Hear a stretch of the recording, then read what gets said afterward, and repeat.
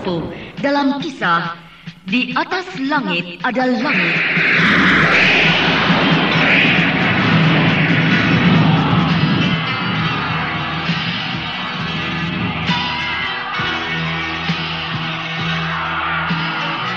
Naskah karya Niki Kosasih, hiasan musik dan sutradara Indra Mahendra.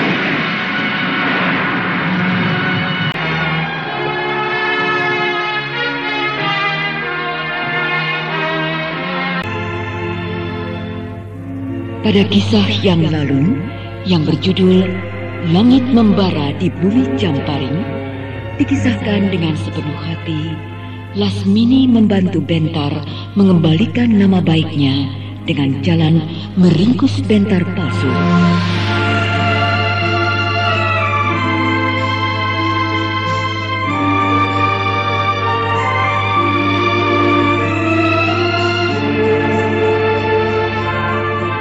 Setelah itu, Lasmini pulang kembali ke Gunung Lawu bersama dengan Anjani.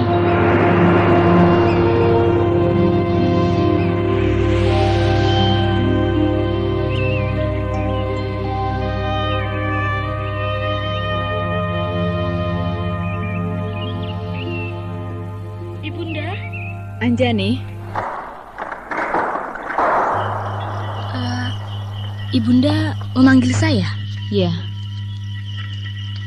Kau sudah besar, Anjani.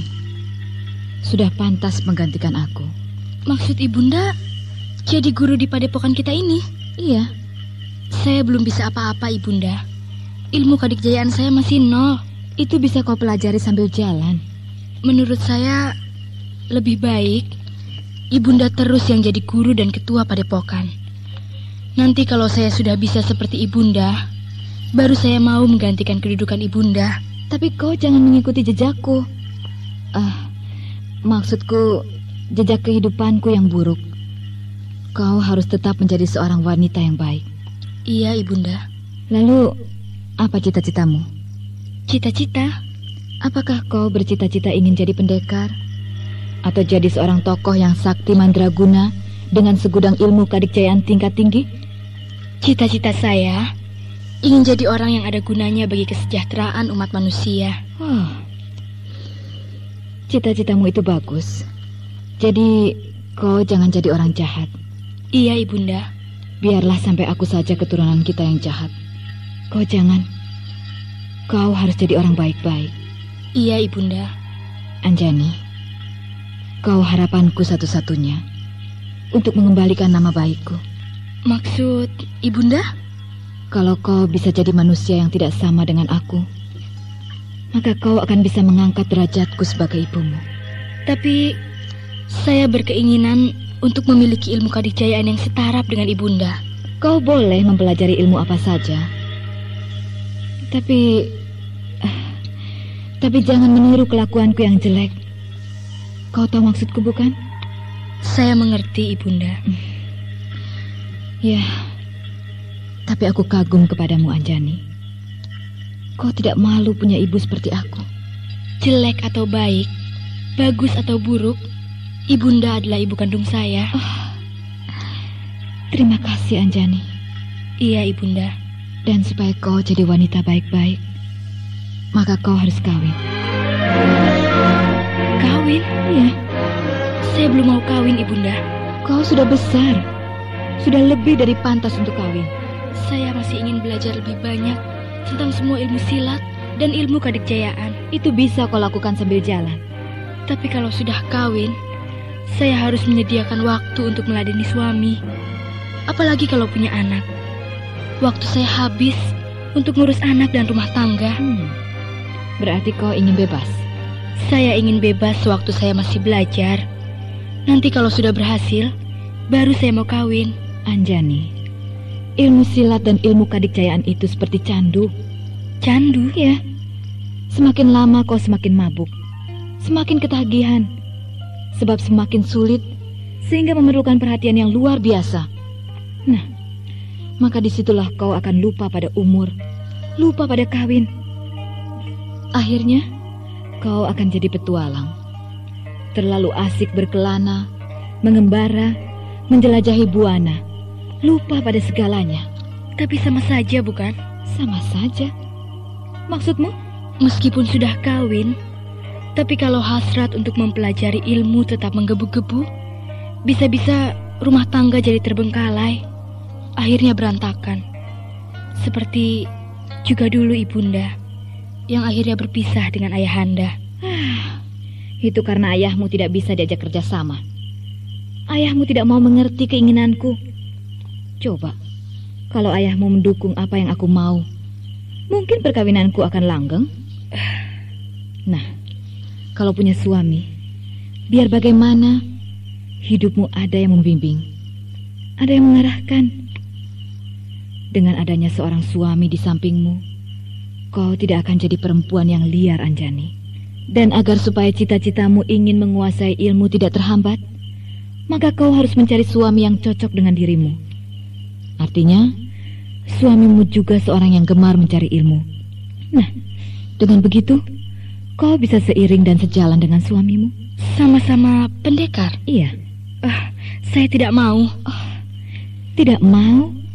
Suami istri yang dua-duanya sama-sama pendekar belum tentu cocok. Sebab banyak contoh pasangan suami istri pendekar yang cerai. Jadi, kalau saya punya suami, saya tidak perlu dia seorang pendekar. Pokoknya asal mau mengerti saya dan percaya, sudah cukup. Iya, memang tidak perlu seorang pendekar yang utuh, yang harus menyertaimu, berkelana, mengembara, kesana kemari. Tapi setidak-tidaknya, dia juga orang yang gemar menuntut ilmu, sehingga akan mengerti pada istrinya yang juga gemar menuntut ilmu. Dan calon suami yang seperti itu sudah ada. Sudah ada? Iya. Jadi ibunda sudah mencarikan calon suami untuk saya. Ibunda akan menjodohkan saya dengan laki-laki pilihan ibunda. Iya. Siapa dia? Bentar. Apa? Bentar? Iya. Kenapa?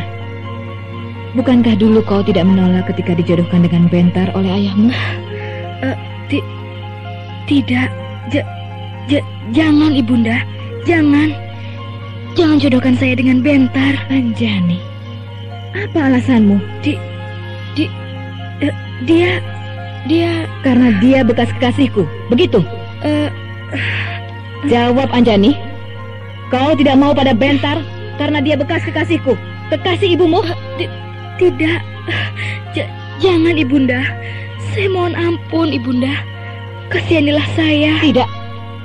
Kau harus kawin dengan Bentar. Tidak ada pemuda yang paling pantas menjadi suami anakku, menjadi menantuku selain Bentar. Tidak. Suli, kenapa Anjani itu kedengarannya menangis ya? Aku tidak tahu. Mungkin dihajar. Dihajar? Ibu menghajar anak kan biasa. Tidak mungkin. Guru Lasmini sayang sekali pada Anjani. Tidak tahu ya. Ya, biarkan sajalah. Antara anak dan ibu, urusan pribadi mereka. Iya ya.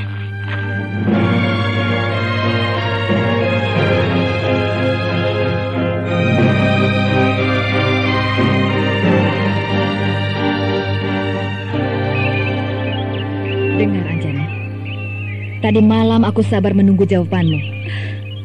Sekarang kau harus memberikan jawaban. Sebab pagi ini aku akan pergi ke Madangkara menemui Bentar. Ibunda, saya mohon ampun.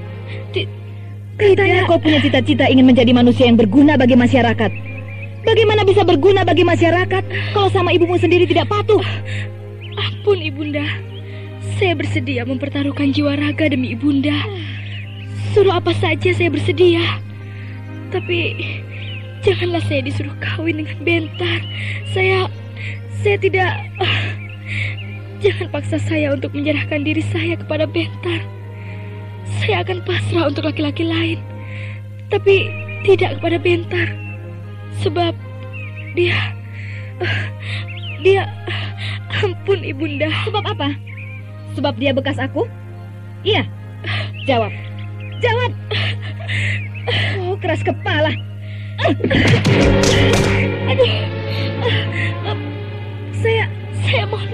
Ibunda. Aduh. Ampun Ibunda. Anak keras kepala. Tidak patuh sama orang tua. Aduh. Ampun Ibunda. Ampun Ibunda. Ampun Ibunda. Guru, sudah. Kasihan Anjani. Jangan, Guru. Guru, mohon ampun. Hentikan, kasihan. Anjani nanti cedera. Diam.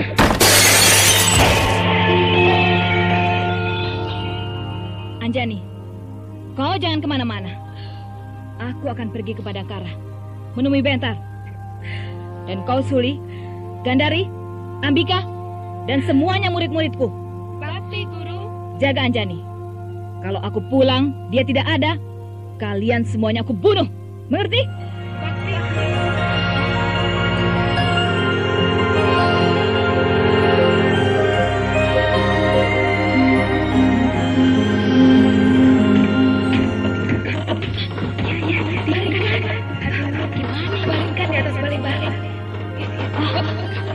Iya, ambil air.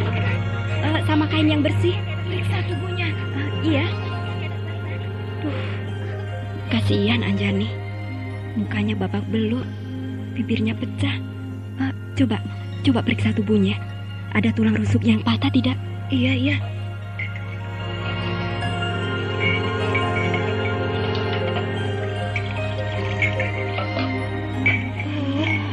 Kejam benar guru kita. Ya, anak sendiri dihajar sampai pingsan. Lasmini kalau marah serem ya, mengamuk. Iya, Anjani dipukul, ditampar, ditendang dan dijambak. Kasihan. Ayo, luka-lukanya dicuci. Iya.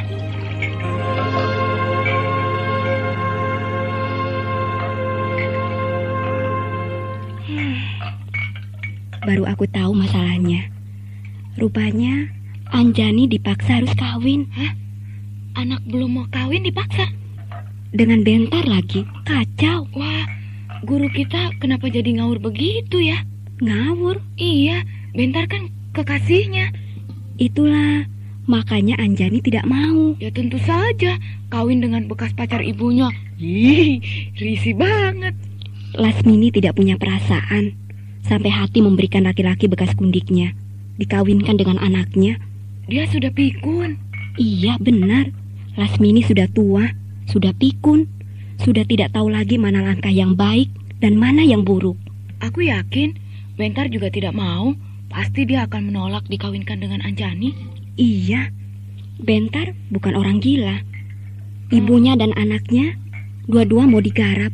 Tidak mungkin. Ya bisa-bisa Lasmini sendiri yang dihajar oleh Bentar. Iya, sebab sebenarnya Lasmini lah yang gila. Nah, siuman. Anjani bangun. Sudah sadar? Aduh. Ampun Ibu. Ampun Ibunda. Sudahlah Anjani, jangan banyak bergerak. Tidur saja. Ibumu sudah pergi. Tenanglah.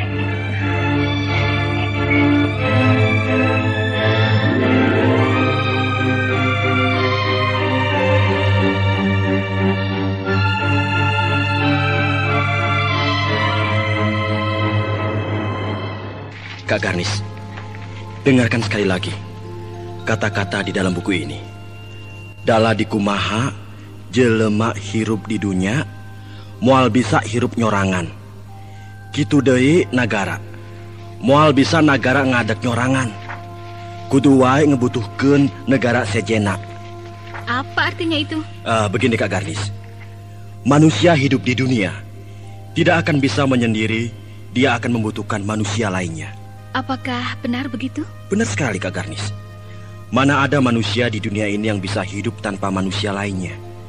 Dengan kata lain, tidak mungkin seorang manusia akan bisa hidup tanpa bantuan manusia lainnya. Aku rasa bisa juga manusia hidup menyendiri.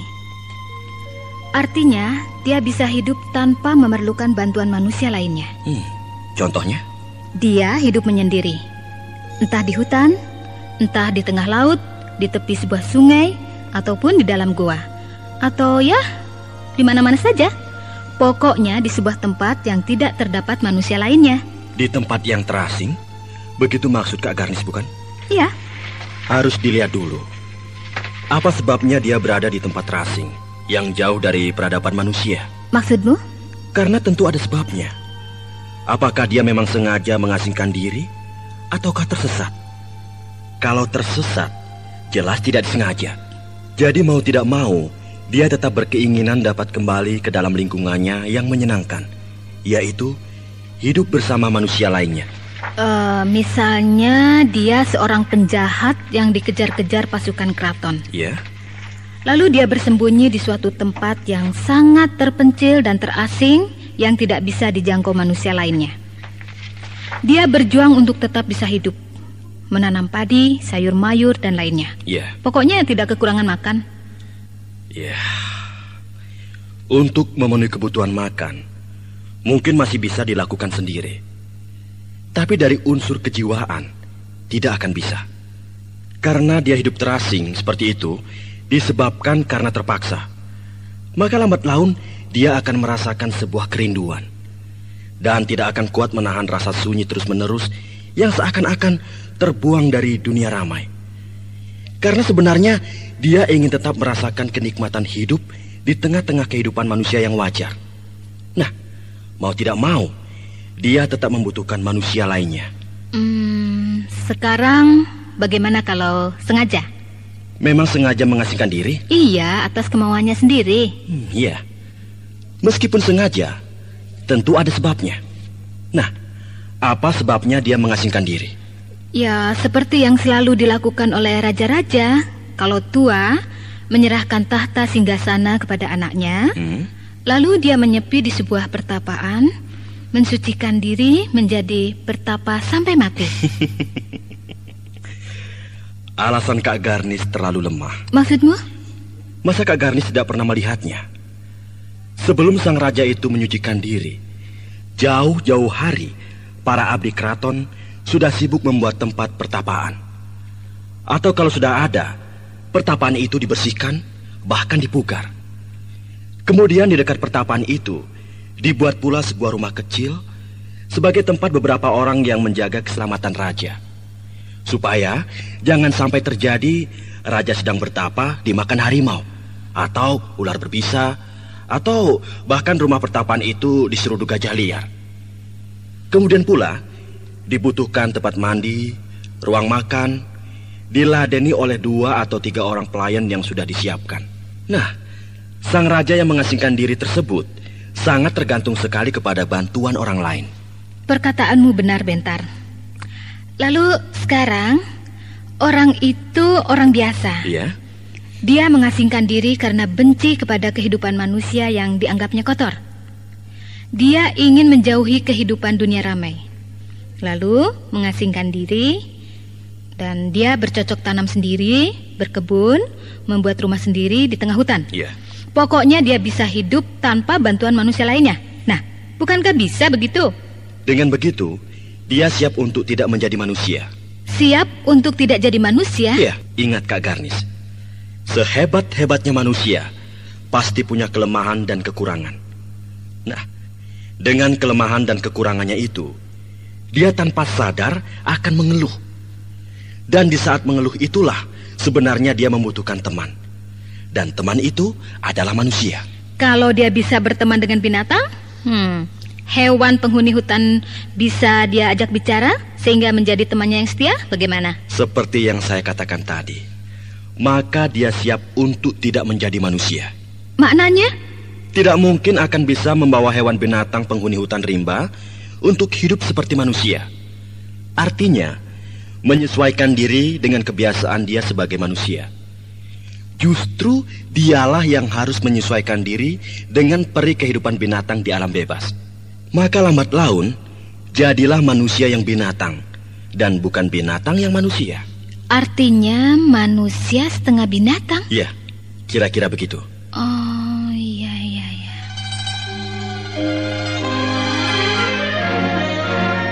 Oh, itu yang terjadi pada manusia. Dan kata di dalam buku yang sedang kau baca itu mengatakan begitu pula dengan negara. Iya. Kitu deui jeung nagara. Moal bisa hiji nagara hidup nyorangan, kudu wae ngabutuhkeun nagara sejen. Nah, itu bagaimana artinya? Begini Kak Garnis. Artinya, tidak ada sebuah pun negara yang akan bisa hidup tanpa bantuan negara lainnya. Sebab, seperti juga manusia yang selalu membutuhkan manusia lainnya, maka negara pun akan selalu membutuhkan negara lainnya. Mengapa begitu? Sebuah negara seperti juga seorang manusia. Tidak ada yang sempurna. Pasti akan ada kekurangannya. Coba sebutkan oleh Kak Garnis, negara mana di dunia ini yang sempurna, yang tidak memiliki kekurangan? Kerajaan yang terbesar dan termegah di wilayah Kulon, yaitu Kerajaan Pajajaran, adalah sebuah negeri yang makmur, gemah ripah loh jinawi. Tapi tetap saja punya kekurangan. Setiap tahun Pajajaran harus mendatangkan 10.000 gerobak getah para untuk kebutuhan perawatan kendaraan-kendaraan perang dan perlengkapan senjata pasukan perangnya. Selebihnya untuk perawatan bangunan-bangunan penting yang besar-besar. Dari mana kebutuhan itu harus didapat? Dari sebuah kerajaan kecil, yaitu Kerajaan Nusalarang. Nah, kerajaan sebesar Pajajaran sangat tergantung kepada kerajaan kecil. Mengapa begitu? Karena Kerajaan Nusalarang yang kecil itu adalah penghasil getah para yang terbaik. Ya. Sebaliknya, Kerajaan Nusalarang yang tidak punya laut dan sungai besar, setiap tahun sangat membutuhkan ikan untuk makanan rakyatnya. Maka dia mendatangkannya dari Pajajaran. Nah, kedua kerajaan itu satu sama lain saling membutuhkan. Iya. Lalu, negeri kita sendiri, Kerajaan Madangkara. Wah, sudah jelas banyak kekurangannya. Kerajaan kita hanya tergantung kepada hasil pertanian. Maka tidak heran, setiap tahun kita membutuhkan alat-alat pertanian yang bermutu tinggi. Dan kita mendatangkannya dari Kerajaan Saptarema. Sebab di sana penghasil alat-alat pertanian yang sangat baik. Dan kita setiap tahun mengirimkan kayu jati dan kayu rasamala yang bermutu tinggi untuk bahan membuat rumah di Kerajaan Saptarema. Wah, kau pinter, Bentar. Yang pinter bukan saya, tapi buku ini. Buku ini ditulis oleh Ayahanda Brahma. Jadi, Ayahanda Brahma lah sebenarnya yang pandai. Meskipun begitu, kalau kau sendiri tidak memiliki kemampuannya, akan percuma saja. Memang benar. Sehebat-hebatnya seseorang yang memiliki otak yang cemerlang, yang menulis sebuah buku pelajaran. Tapi kalau yang mempelajari buku itu tidak mampu atau tidak sanggup mencernanya, maka buku itu akan menjadi sia-sia. Akhirnya, hanya akan menjadi buku penghias kamar dipajang di lemari buku. Ya, kau benar. Daulat, Paduka, serta Den Ayu. Ada apa, Tamtama? Di luar ada tamu mohon menghadap. Tamu? Apakah dia menyebutkan siapa dirinya? Tamu itu seorang wanita. Wanita? Dia menyebutkan namanya Lasmini. Lasmini? Lasmini? Daulat, Raden. Suruh dia masuk. Daulat, Raden. Aku pergi, Bentar. Kenapa Kak Garnis pergi? Lasmini datang tentu hanya ingin bertemu empat mata denganmu. Kak Garnis, Lasmini telah berjasa turut serta meringkus Bentar palsu pada peristiwa dulu itu. Dan jasanya diakui oleh Prabu Wanapati. Sehingga Lasmini diangkat sebagai warga kehormatan Kerajaan Madangkara. Nah, mengapa Kak Garnis harus menghindar jika dia datang? Aku bukan mantili, sehingga aku tidak pernah benci pada Lasmini. Tapi itu bukan berarti aku suka kepadanya. Kak Garnis, kau adikku satu-satunya, Bentar, yang sudah menjadi seorang laki-laki dewasa. Jadi aku tidak berhak mencampuri urusan pribadimu yang berhubungan dengan perempuan yang kau sukai itu. Ya. Lagi pula aku ingin beristirahat. Kepalaku penat sekali. Belum bisa seperti kamu yang tahan 1 hari penuh mempelajari sebuah buku ilmu pengetahuan. Iya, saya mengerti. Terima kasih Kak Garnis.